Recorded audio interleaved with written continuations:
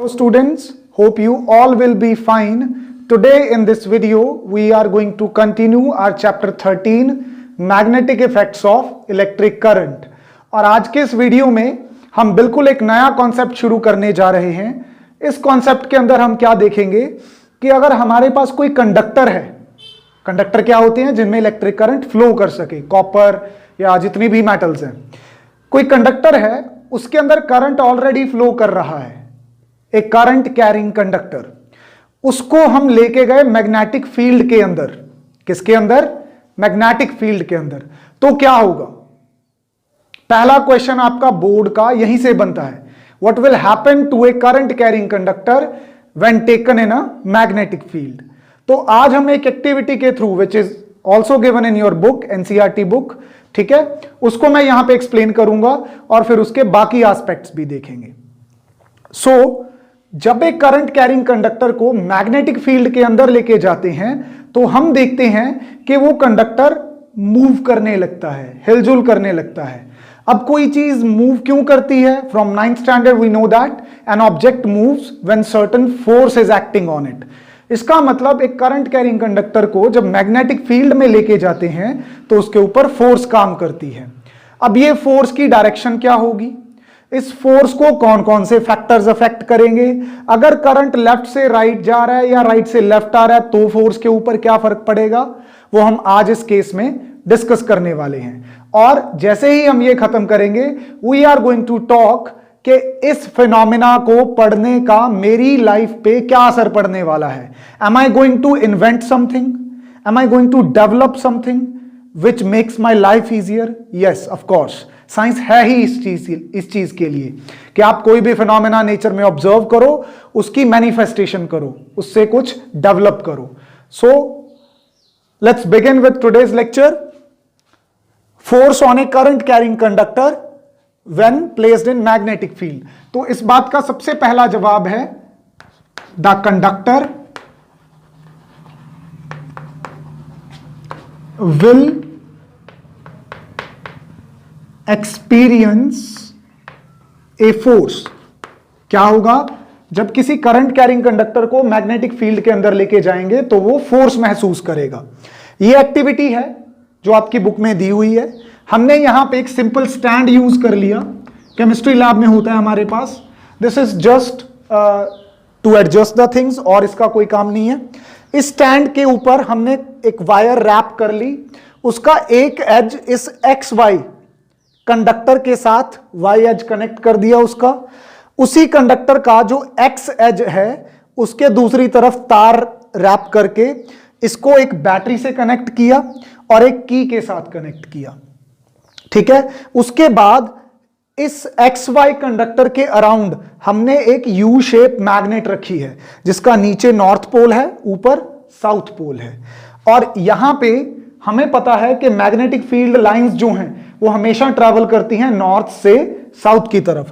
तो ये जो दो एरो नजर आ रहे हैं आपको, ये मैग्नेटिक फील्ड की डायरेक्शन शो कर रहे हैं from bottom to up.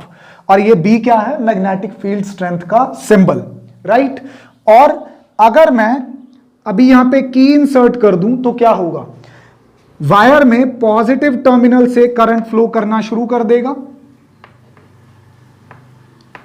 Current आएगा y से x की तरफ, तो ये जो एरो है ये करंट शो करता है. और x से ये बाहर होता हुआ करंट वापस नेगेटिव टर्मिनल के पास आ जाएगा. तो सबसे पहले तो इस डायग्राम की 3D इमेजिनेशन करनी सबसे मुश्किल है यहां पे. इस चीज को सॉर्ट आउट करने के लिए आज हमारे साथ एक और पर्सन मौजूद हैं, mister Ajit Pal Singh. Give him a huge round of applause. Sir please come. तो यहां पे मैंने एक स्केल को यूज किया है as a x y conductor, और सर अपना एक हाथ यूज करेंगे just to show this magnet के 3D में ये फिनोमेना कैसा नजर आता है. So this hand shows the shape of magnet. This thumb represents the north pole and this finger represents the south pole. और अगर ऐसे मैग्नेट है तो इसके अंदर हम ये कंडक्टर रखने वाले हैं.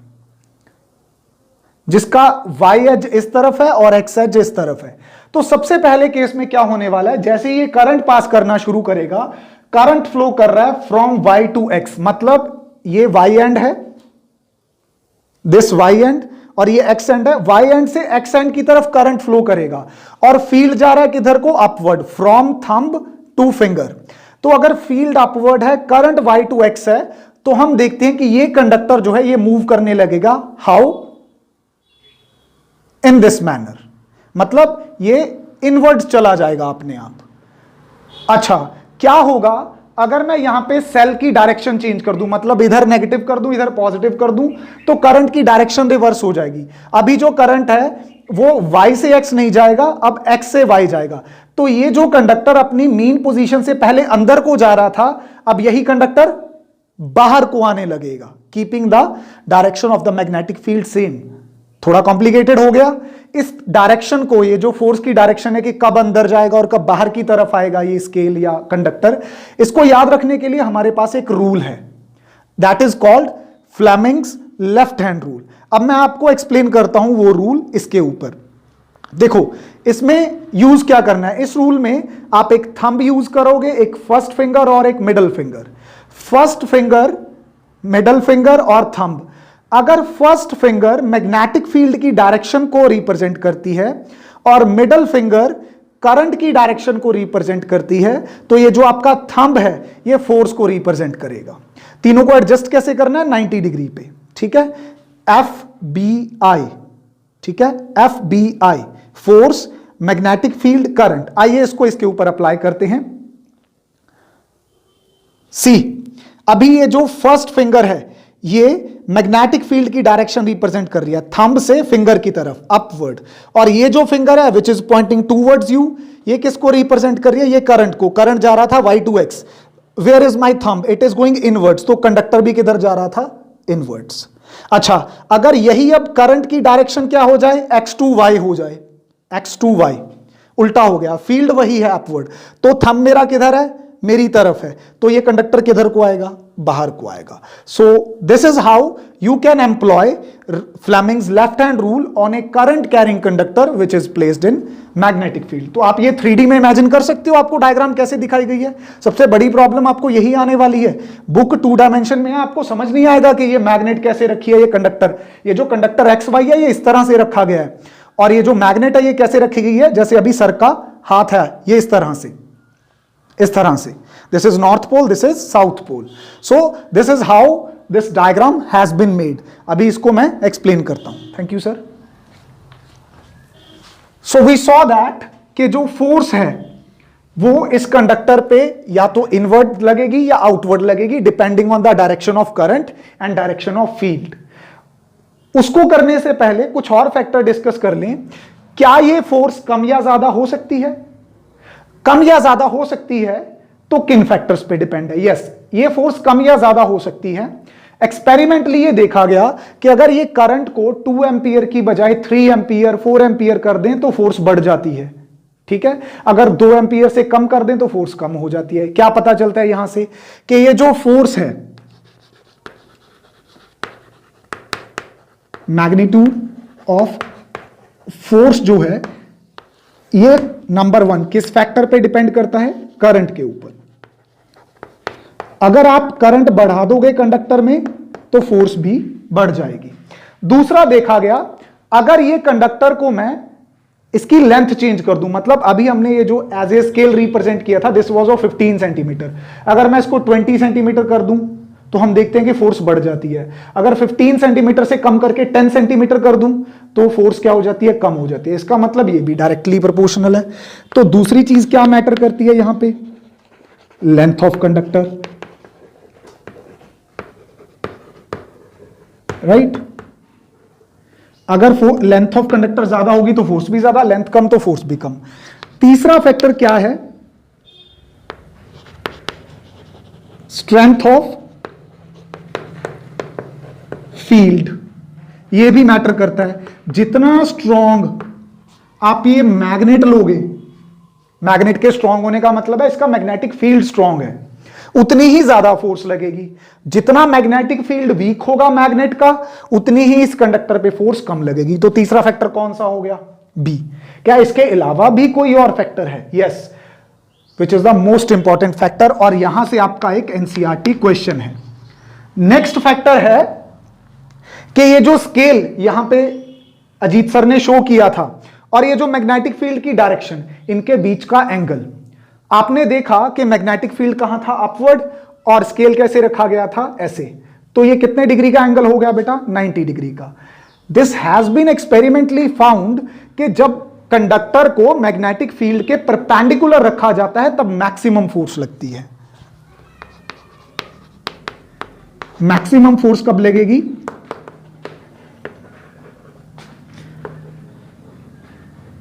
जब एंगल कितना होगा? 90 डिग्री। किस किस के बीच में? कंडक्टर के बीच में और मैग्नेटिक फील्ड की डायरेक्शन के बीच में, राइट? तो ये चार फैक्टर्स हैं जो मैग्नीट्यूड ऑफ फोर्स को अफेक्ट करते हैं। चौथा फैक्टर आपका इंपॉर्टेंट क्वेश्चन है बोर्ड का, ठीक है? पहले तीन फैक्टर्स भी इंपॉर्टेंट हैं, राइट? ये तो हो गई मैग्नीट्यूड की बात, फोर्स की। करंट डबल कर दूंगा, फोर्स डबल हो जाएगी। लेंथ डबल कर दूंगा, फोर्स डबल हो जाएगी। मैग्नेटिक फील्ड डबल कर दूंगा, फोर्स डबल हो जाएगी। तो ये तीनों फैक्टर डायरेक्टली प्रोपोर्शनल, और सबसे ज्यादा फोर्स कब लगेगी? जब राइट एंगल पे रखेंगे, उसको परपेंडिकुलर रखेंगे। तो अभी मैग्नीट्यूड ऑफ फोर्स देखने के बाद इंपॉर्टेंट ये है कि जो कंडक्टर पे फोर्स लग रही है इसकी डायरेक्शन कैसे चेक करें। तो डायरेक्शन ऑफ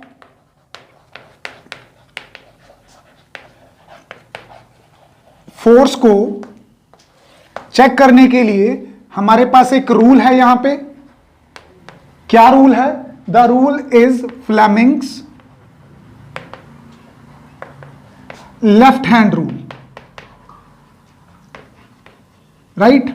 डेफिनेशन इसकी हम खुद बना सकते हैं। अभी जो हमने समझा था कि अगर हम अपने लेफ्ट हैंड के थंब, फर्स्ट फिंगर और मिडिल फिंगर को इस तरह से एडजस्ट कर लें कि they are perpendicular to each other, तो यहां पे क्या होने वाला है कि first finger is going to represent the direction of magnetic field, the middle finger is going to represent the direction of current, and the thumb is going to represent the direction of force. इस rule को कई बार हम motor rule भी बोलते हैं। अब ऐसा क्यों है? देखो बेटा, कोई भी फिनोमेना हम पढ़ते हैं तो उसकी प्रैक्टिकल एप्लीकेशन जरूर होनी चाहिए, तभी फायदा है उसको स्टडी करने का या उसके बारे में जानने का। ये जो force on a current carrying conductor when placed in magnetic field का फिनोमेना है, इसको हम यूज करते हैं इलेक्ट्रिक मोटर बनाने के लिए, राइट? तो इस रूल को इस वजह से मोटर रूल भी कहा जाता है। Let's study about electric motor. The diagram is as in front of you. मैंने यहां पे वर्किंग को एक्सप्लेन करने के लिए दो डायग्राम्स यूज की हैं, पर वर्किंग से पहले इलेक्ट्रिक मोटर की इंट्रोडक्शन पे आ जाते हैं। इलेक्ट्रिक मोटर होता क्या है? बेसिकली एक डिवाइस है जो इलेक्ट्रिक एनर्जी को एज इनपुट लेता है और मैकेनिकल एनर्जी एज आउटपुट देता है। So you will define what is electric motor. An electric motor is a device which converts electric energy into mechanical energy। पहली इंपॉर्टेंट बात, एनर्जी कन्वर्जन कौन सा होता है? इलेक्ट्रिकल एनर्जी से कौन सी एनर्जी बनती है? Mechanical energy. मैकेनिकल एनर्जी को फिर हम किस में यूज करते हैं? किस में यूज करते हैं? To run machines. और मशीन्स कौन कौन सी? बहुत सारी हो सकती हैं, जैसे यहां पे fan, refrigerator, air conditioner, vehicles, juicer, mixer, hair dryer, बहुत सारी चीजें हैं जो इसके ऊपर हम क्या करते हैं? यहां पे ऑपरेट करते हैं, राइट? फिर इंपॉर्टेंटली पूछा जाता है कि इसका प्रिंसिपल क्या है। देखो बेटा, कोई भी डिवाइस है और यहां पे प्रिंसिपल PLE वाला है, नॉट PAL, वो स्कूल का प्रिंसिपल नहीं, ठीक है? प्रिंसिपल का मतलब क्या होता है कि वो फैक्ट, वो सच्चाई, वो एक सिद्धांत जिसके ऊपर ये मशीन बेस्ड है। तो ये इंस्ट्रूमेंट बेस्ड है इस फैक्ट के ऊपर कि करंट कैरिंग कंडक्टर जो है जो करंट कैरिंग कंडक्टर है experiences a force when placed in magnetic field. जब किसी करंट कैरिंग कंडक्टर को मैग्नेटिक फील्ड के अंदर रखेंगे तो उसके ऊपर क्या लगेगी, फोर्स लगेगी। वही फोर्स इस कंडक्टर को क्या है, मूव करवाएगी या घुमाएगी, राइट। उसके बाद आ जाता है कि इसकी कंस्ट्रक्शन में हम क्या क्या चीजें देखते हैं। कंस्ट्रक्शन का मतलब होता है कि किन किन चीजों से बनी है ये machine. What are the parts that you can see? यहां पे N और S क्या रिप्रेजेंट कर रहे हैं, north pole and south pole of magnets, ठीक है। तो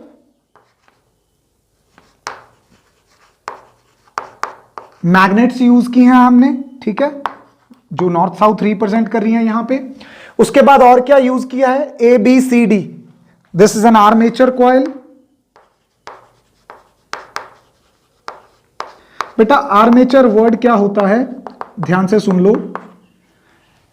हम ये कोई ना कोई एक्सल लेते हैं, एक्सल जो जिस चीज के अबाउट सब कुछ घूमता है, ठीक है।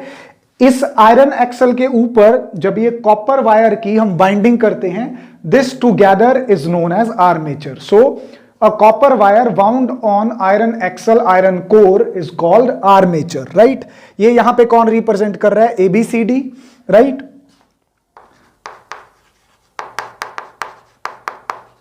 फिर यहां पे हमारे पास हैं, can you see a pair of C shaped rings R1 and R2। इनको स्प्लिट रिंग्स बोलते हैं, बहुत इंपॉर्टेंट फंक्शन है इनका, सीखेंगे इसको। और क्या क्या है हमारे पास यहां पे, B1 B2 क्या है, इनको बोलते हैं कार्बन ब्रशेस। कार्बन ब्रशेस क्यों, क्योंकि कार्बन के बने होते हैं। हमें पता है कि कार्बन की दो एलोट्रोपिक फॉर्म्स होती हैं, उनमें से जो ग्रेफाइट फॉर्म है वो इलेक्ट्रिसिटी की कंडक्टर होती है। एक रीजन तो ये है यहां पे ग्रेफाइट को चूज करने का या कार्बन ब्रशेस को चूज करने का। दूसरा इंपॉर्टेंट फैक्टर ये है कि ये जो ब्रशेस होते हैं they are smooth, they are very soft. Pencil का सिक्का देखा है आपने, जिसको आप लेड पेंसिल बोलते हो, पेंसिल का सिक्का कितना सॉफ्ट होता है, वो किसका बना होता है, ग्रेफाइट का बना होता है, कार्बन का, राइट। सो यहां पे फ्रिक्शन ऑफर नहीं होता और आपकी मोटर जो है वो बिना किसी ऑब्स्ट्रक्शन के चलती रहती है। यहां पे कार्बन ब्रशेस कौन रिप्रेजेंट कर रहे हैं, B1 एंड B2, राइट। ये जो R1 R2 रिंग्स होते हैं they are bound, R1 R2 rings होते हैं, ये बाउंड ऑन एक्सल होते हैं। यहां पे आप ध्यान रखेंगे एक्सल के ऊपर रखे हुए होते हैं, और एक्सल और सी शेप्ड रिंग के बीच में एक इंसुलेटिंग लेयर होती है, ताकि इस रिंग का जो करंट है वो एक्सल में ना आ जाए और किसी को इलेक्ट्रिक शॉक ना लगे। तो इनके बीच में एक इंसुलेटिंग लेयर होती है एक्सल और सी शेप्ड रिंग के बीच में। और क्या यूज हो रहा है यहां पे, ये तो बैटरी है और ये सिंपली की है, इसको लिखने की जरूरत नहीं है। अच्छा, इनके फंक्शंस हम धीरे धीरे एक्सप्लेन करते जाएंगे। मैग्नेट्स तो क्या प्रोवाइड करती हैं, मैग्नेटिक फील्ड। आर्मेचर कॉइल खुद घूमती है और इसके सेंटर में जो एक्सिस लगा होता है उसको घुमाती है। इस एक्सिस के ऊपर हम कुछ भी लगा सकते हैं, फैन लगा सकते हैं या कोई भी रोटेटिंग पार्ट लगा सकते हैं। व्हीकल में अगर यूज कर रहे हैं तो यहाँ पे टायर्स फिट होते हैं, ठीक है। और इसके बाद स्प्लिट रिंग्स जो हैं, इनका बड़ा इंपॉर्टेंट फंक्शन है, वो अभी वर्किंग के दौरान समझ में आएगा। कार्बन ब्रशेस B1 B2 का काम सिर्फ ये है कि जो बैटरी है, इससे जो करंट है वो रिंग्स के थ्रू आर्मेचर कॉइल में पहुंच जाए। ये हमें कंडक्टिंग चाहिए एज वेल एज स्मूथ चाहिए, तो इसीलिए इनको हमने कार्बन का चुना। ये सब देखने के बाद वर्किंग पे आ जाते हैं। बहुत सिंपल है बेटा वर्किंग, आपको देखने में जरूर लेंथी लग सकती है, पर अगर आपको फ्लेमिंग्स लेफ्ट हैंड रूल आता है तो आप ये वर्किंग आसानी से कर पाओगे। वर्किंग को एक्सप्लेन करने के लिए मैंने दो डायग्राम्स ड्रॉ की हैं। फर्स्ट डायग्राम पे चलते हैं। स्विच ऑन कर दिया, मतलब की इंसर्ट कर दी। जो पॉजिटिव टर्मिनल है बैटरी का, वहां से करंट चलना शुरू होगा। B1 ब्रश के थ्रू R1 रिंग में होता हुआ आर्मेचर कॉइल में आ गया, तो करंट जा रहा है A से B, B से C, C से D और D से वापस R2 रिंग B2 ब्रश में होता हुआ की के थ्रू नेगेटिव टर्मिनल में आ गया। This is how the circuit gets completed. अभी नॉर्थ साउथ क्या प्रोवाइड कर रहे हैं यहां पे, मैग्नेटिक फील्ड। और मैग्नेटिक फील्ड कैसे चल रहा होगा, नॉर्थ से साउथ की तरफ। This motor is free to rotate about the axle, इस तरह से, जैसे मेरा हाथ अभी घूम रहा है इस तरह से, ऐसे ऊपर नीचे नहीं हो सकती, इस तरह से घूम सकती है। इसका मतलब इसका जो ए बी पार्ट है और सी डी पार्ट है, इन पे क्या लग रही है, फोर्स लग रही है। किस रूल के according, Fleming's left hand rule के अकॉर्डिंग। अप्लाई करते हैं यहां पे, देखो फर्स्ट फिंगर किसको रिप्रेजेंट कर रही है, मैग्नेटिक फील्ड की डायरेक्शन को। ये वाली फिंगर किसको रिप्रेजेंट करनी चाहिए, करंट को, लेकिन करंट तो ए बी में, ए से बी ऊपर को जा रहा है, मेरी फिंगर नीचे को है, उसको घुमा लो ऐसे, कौन सी बड़ी बात है। ये देखो फिर भी उधर ही रहा, करंट हो गया ऊपर। Where is my thumb, perpendicular to the board going inwards. इसका मतलब जो ए बी आर्म है वो किधर को जाएगी, वो अंदर को जाएगी, राइट। अब यही रूल किस पे लगा दो, सी डी पे। करंट कैसे आ रहा है, नीचे, फील्ड कैसे जा रहा है, नॉर्थ टू साउथ। मेरा थंब किधर है, आपकी तरफ है, तो ये जो सी डी आर्म है ये किधर को आएगी, ये बाहर को आएगी। इसका मतलब अगर ये कॉइल इस तरह से पड़ी थी, if this coil is like this, A B C D, जो ए बी साइड है इस पे अंदर को फोर्स लग रही है, जो सी डी साइड है इस पे बाहर को, तो ये कैसे घूमेगी, it will rotate like this, ये अंदर को जाएगी, मतलब इस तरह से घूम जाएगी ये अपने एक्सल पे, लाइक दिस।